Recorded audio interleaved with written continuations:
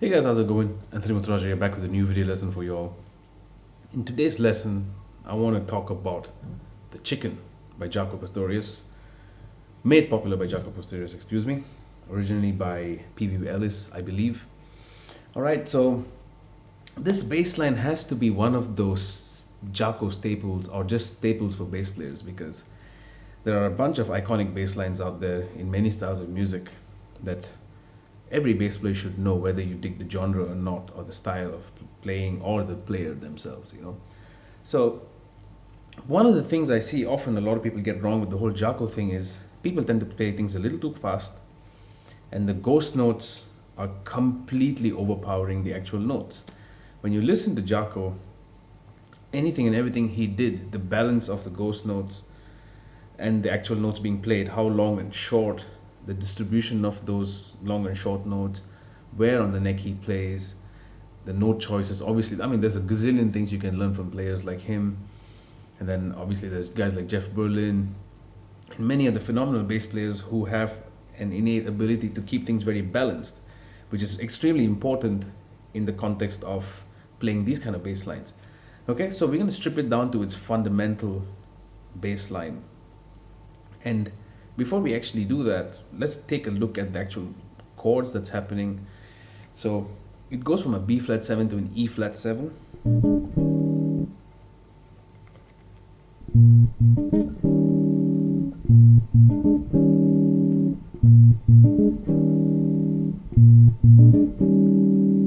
Okay, so the bass line also works together with that. So that's why it goes to the E flat, because a lot of times people think, why is that an E flat if it's a B flat 7? But it's actually moving between these two chords, at least that particular section of the song. So in this very fundamental form, it goes like this.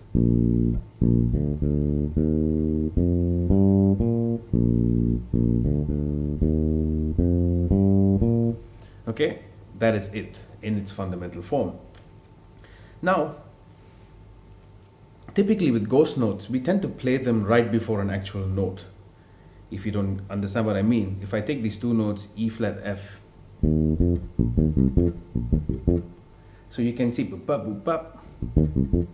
So I'm using the B flat and C below as, dead notes, ghost notes, but there's some level of pitch to it.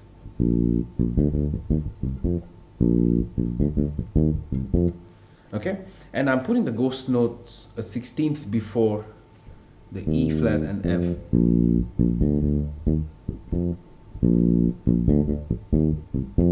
And the ghost note is happening on the string below, right? And then the top notes, the G to B flat, are nice and long. Okay, now when Jaco played this bass line, he tend to keep that open D fairly open.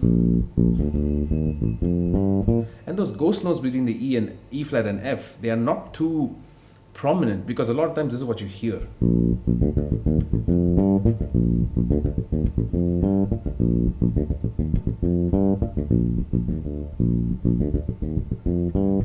That's okay if you're playing by yourself.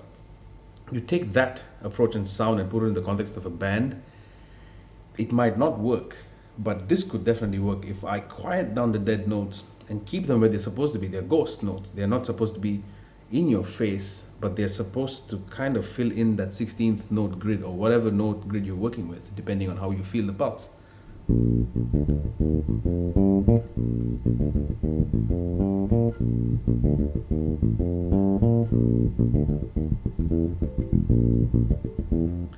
So that little fill that Jaco always played on a lot of tunes.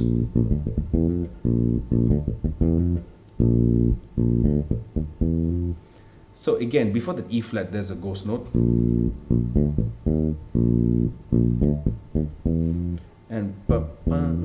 using that E into F as a and that's what gives it that effect.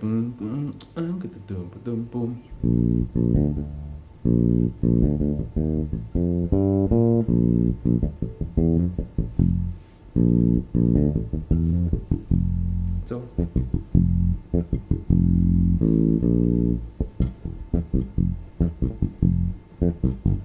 those are hard to play real slow, by the way.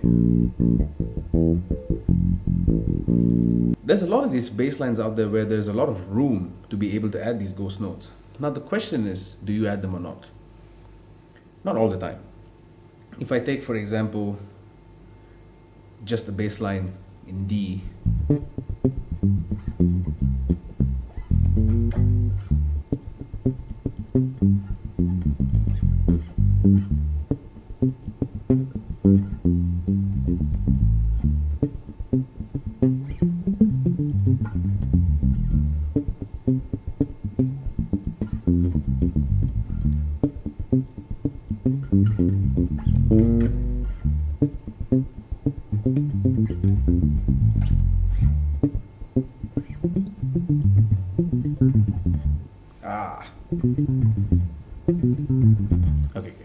I'm starting to shed now. Anyway, now I had the space to be able to add ghost notes, but I didn't go for it all the time. Similarly, if I take a bass line like, let's say, Ascension by Maxwell, one of my favorite songs to play, very nice bass line.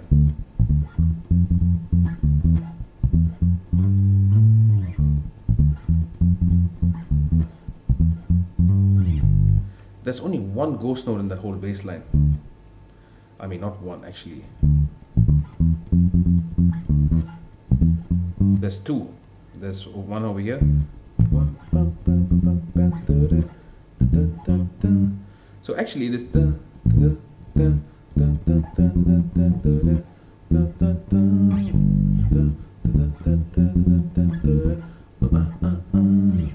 right? So there's that pickup into that note.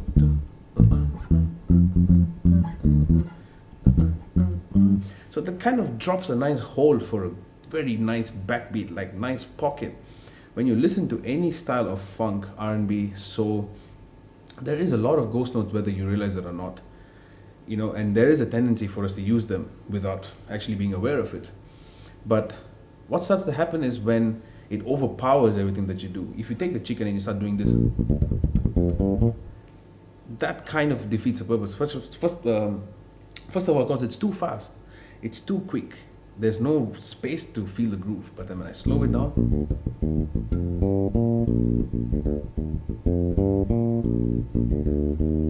no ghost notes.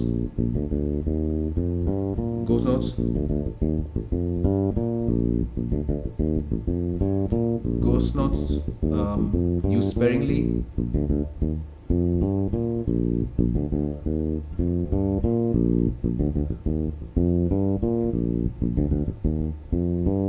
So I'm doing it only on the E flat. Let me try just F.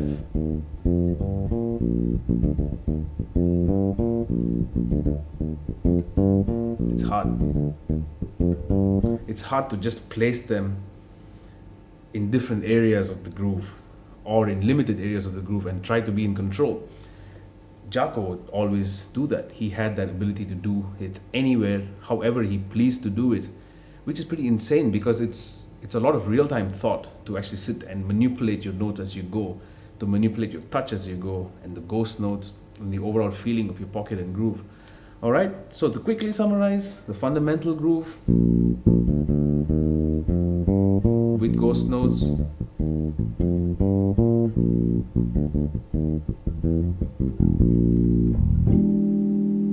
okay, I hope you get something out of this. Stay in the shed, be safe, wash your hands before you play a bass too, please, and take care of yourselves. Peace.